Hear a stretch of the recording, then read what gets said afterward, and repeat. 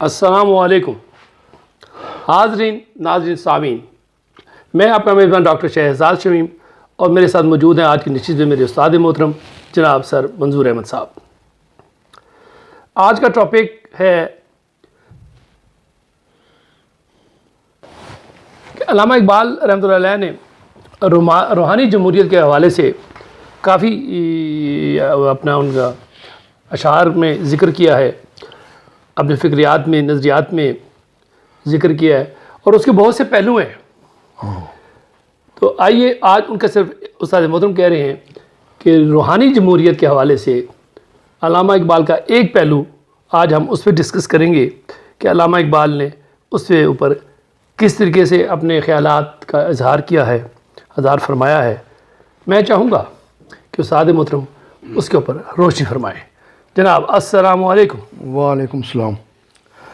Doctor صاحب، ہم روحانی جمہوریت کے حوالے سے میرا خیال ہے کہ کچھ اس کی ڈائمینشن پر پہلے بھی بات کر چکے ہیں، جی، لیکن ہم چاہتے ہیں کہ اپنے اس نوجوان نسل کو آہستہ آہستہ یہ روحانی جمہوریت کی جو اصطلاح ہے اس کو ہم کما حق ہو اس کا احاطہ کر سکیں۔ جی سر، موسٹ ویلکم۔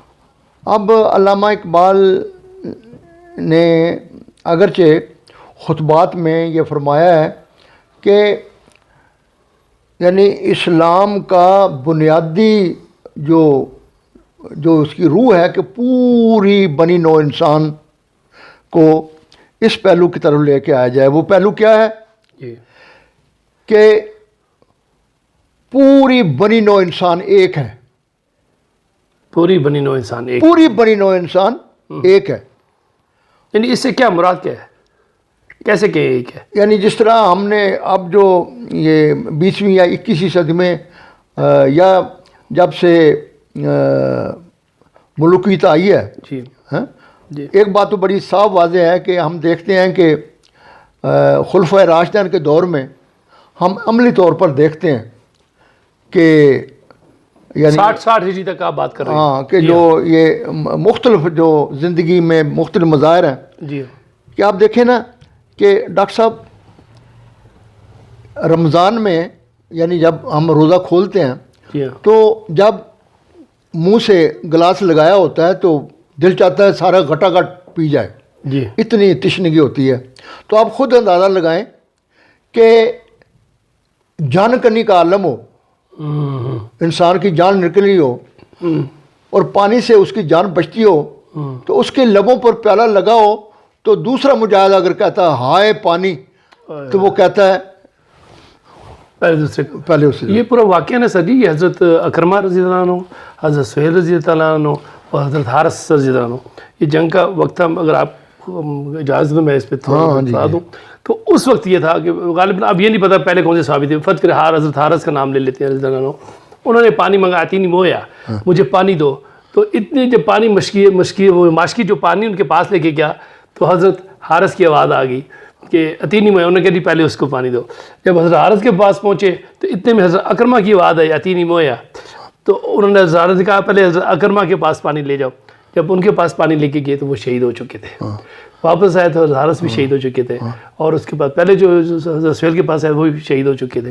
تو یہ اس واقعے کی طرف آپ نشاندہی کر رہے ہیں۔ اچھا، حضور صلی اللہ علیہ وسلم سے پہلے جو انسانی حیت یا معاشرے کے جو اصول قوانین یا تہذیب یا تمدن وہ یہ تھا کہ ان کے رنگ، نسل، خون، قبیلہ اس پر مبنی تھے۔ بالکل بالکل، ٹھیک ہے، لہٰذا وہ کہتے تھے ہمارے قبیلے کا بندہ ہے تو ہم تو بھائی اس کے لیے کریں گے، ہمیں دوسرے قبیلے سے کیا تعلق ہے، اس کا کیا تعلق ہے۔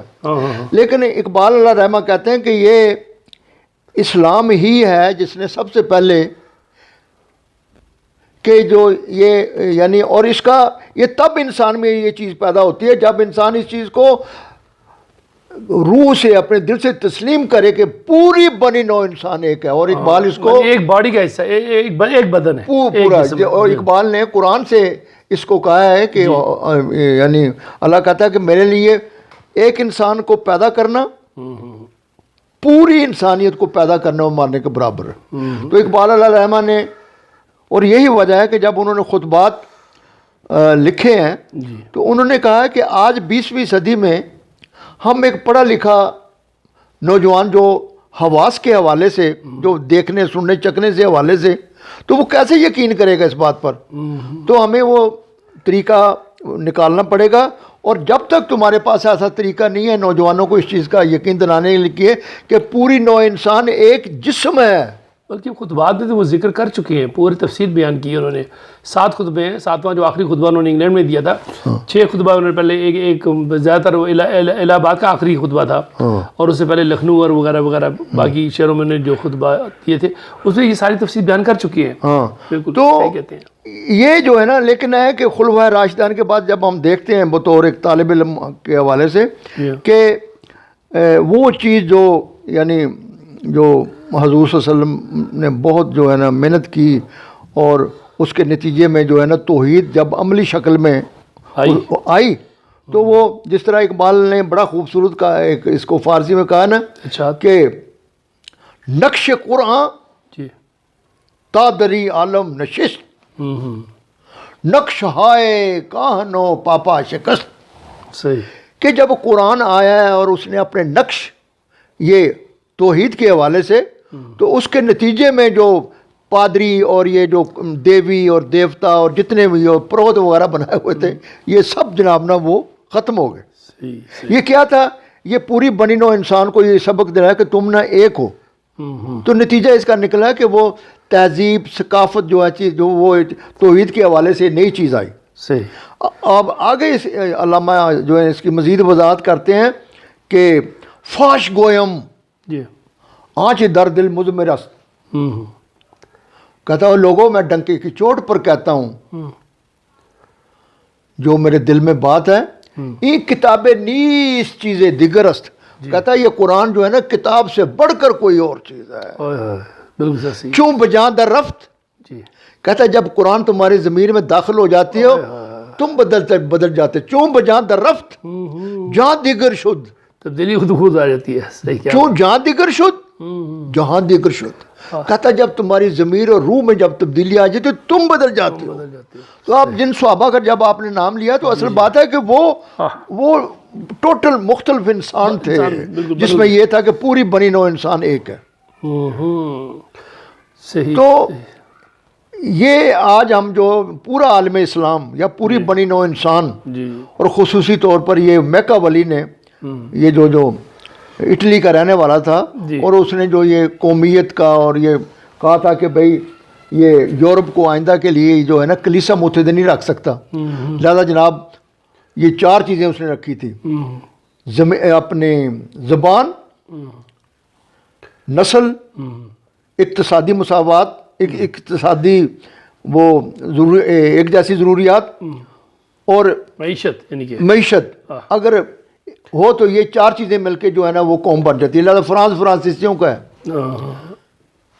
جرمن انگلستان انگریزوں کا ہے. تو لیکن ہے کہ اقبال نے کہا کہ اس یورپ نے یہ جو اس کو فالو کر کے اس نے بہت زیادہ انسانیت کا اس نے بیڑا غرق کیا. یورپ نے تو کیا ہمارے اس وقت کے جن کو مجدد کہہ رہے تھے، حسین احمد مدنی صاحب رحمۃ اللہ علیہ بھی کہنا چاہیے کہ انہوں نے بھی بات کی کہ وطنیت کی بات کی تو علامہ اقبال میں بڑے خفا ہوئے تھے، پوری انہوں نے اس میں ربائی کہہ دی تھی. ڈاکٹر صاحب بات ٹھیک ہے، لیکن میں آپ کو بتاؤں کہ یعنی 20ویں صدی میں جو حالات تھے ہندوستان کے اور جو ان سے سلوک کیا گیا، اور یہ کم از کم 200 سال لگے ہیں، یعنی 18ویں صدی سے لے کے آگے تک جناب نا. تو جب یہ ان سے تجارت چھن گئی، ان کا اقتدار چھن گیا، ان سے ہر چیز چھن گئی، تو ان ذہنی اور نفسیاتی طور پر یہ غلام ہو گئے. انہوں نے کہا یار یہی مروجہ اسلام جو ہے یہی اسلام ہے.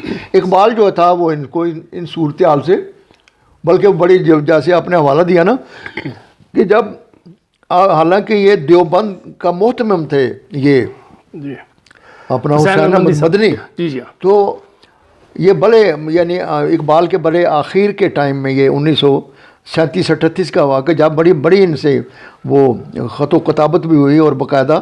تو وہ میں تھوڑا سوری جی میں بھول گیا. حاضرین سامعین، آج ہماری اس نشست میں ہمارے ایک دوست ہیں جناب حافظ شمس الرحمان صاحب، وہ بھی شرکت فرما ہے، تو ان کو بھی خوش آمدید کہتے ہیں. وہ آج پہلی بار ماشاءاللہ ہماری اس نشست میں شامل ہوئے ہیں. جناب یو آر موسٹ ویلکم. تو سر آپ بات کر رہے تھے. جی ہاں، حسین محمدی صاحب کی وجہ سے.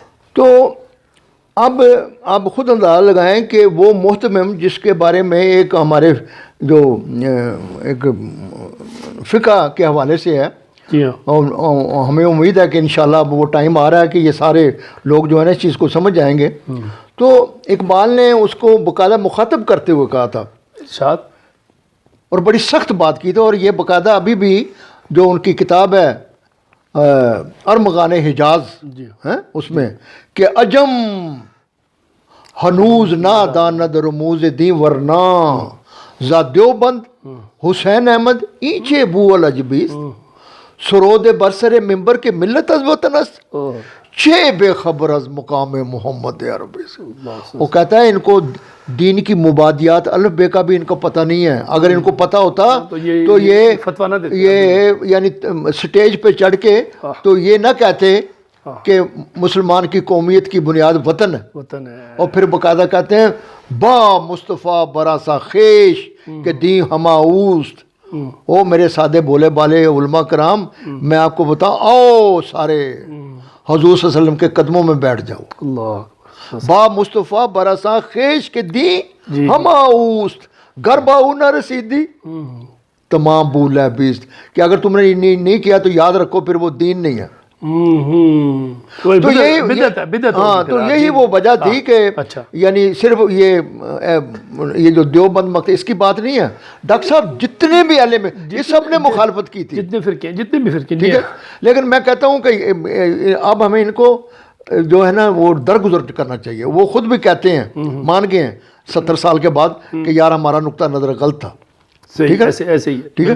تو آج جو ہمارا جو نوجوان جو ہے یا ہمارا جو عالم دین ہے، ہمارا قاری ہے، حافظ قرآن ہے، ٹھیک ہے، ہمارے جو پڑھے لکھے جو نوجوان ہیں، تو اقبال علیہ رحمہ کہتا ہے کہ روحانی جمہوریت کے لیے ضروری ہے کہ فرسٹ آف آل تمہیں نظریاتی طور پر اس کا یقین ہونا چاہیے کہ تمام بنی نوع انسان ایک ہے اور اس کی زندگی کا روحانی چشمہ، اس کی زندگی کا چشمہ روحانی ہے، اور اسلام کے نزدیک وہ حی القیوم ہے جسے ہم اللہ کہتے ہیں. تو بات ہی ختم ہو جاتی ہے. اگر یہ چیز یہ عقیدہ اگر پرورش کر جائے، یہ یقین اگر ہمارے اندر مسلمانوں کے اندر آ جائے تو وہ مسلمان ایک باڈی کی طرح. ڈاکٹر صاحب آپ نے بجا فرمایا. اصل بات جو ہے نا آج یہ بھی بڑا مسئلہ ہے کہ ہم نے یعنی اسلام کو، قرآنی نقطہ نظر کو ہم زندگی پر کبھی بھی اپلائی نہیں کیا. سچی بات تو یہ ہے.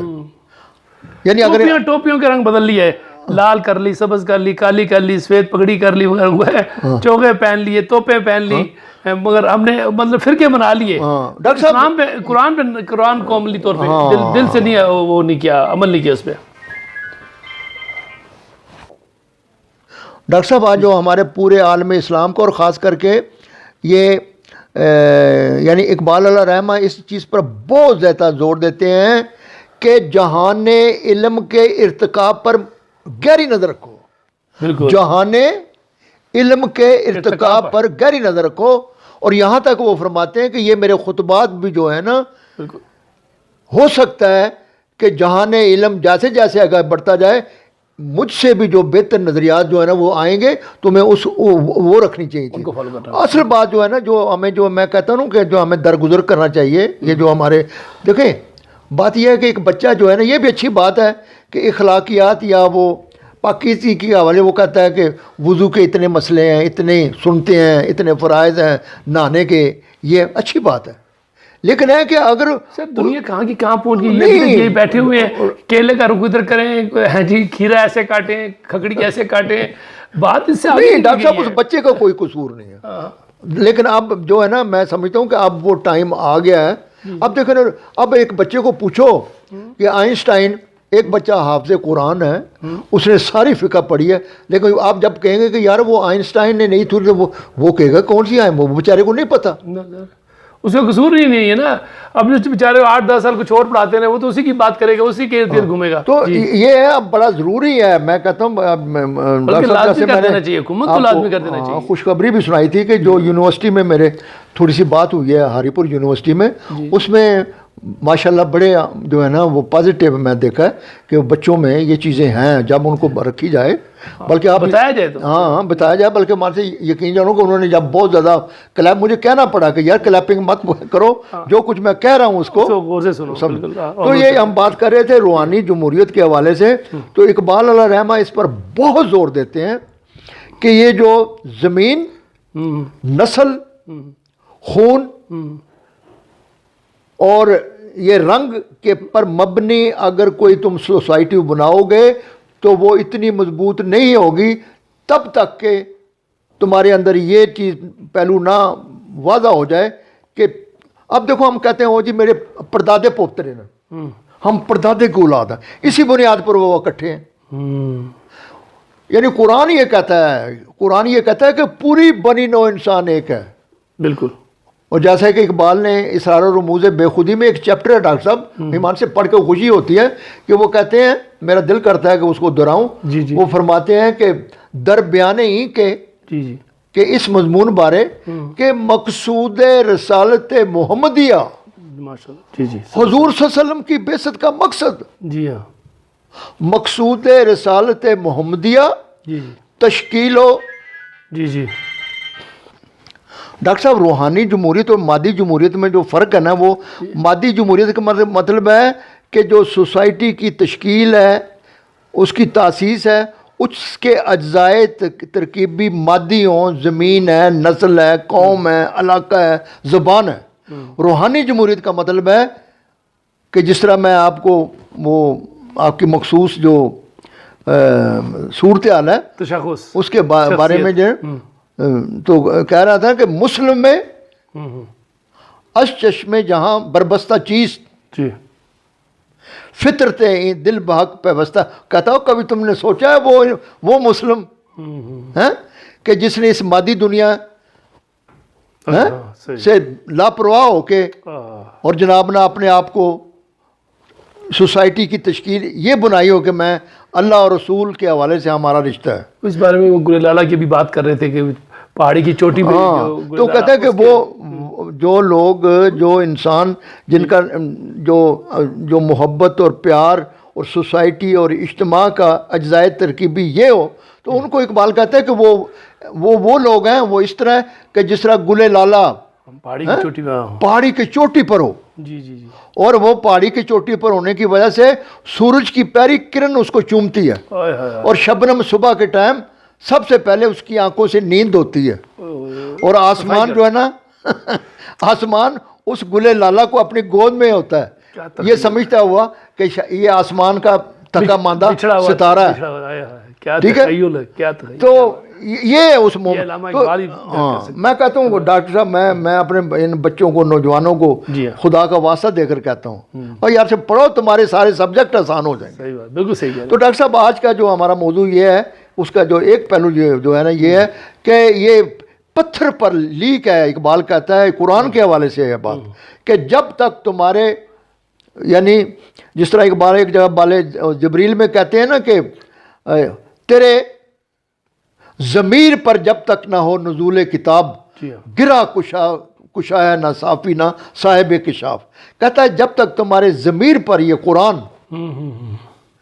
تم اس پر ایمان نہیں لاؤ گے نا، کہتا جو مرضی پڑھو کچھ نہیں فرق پڑ سکتا۔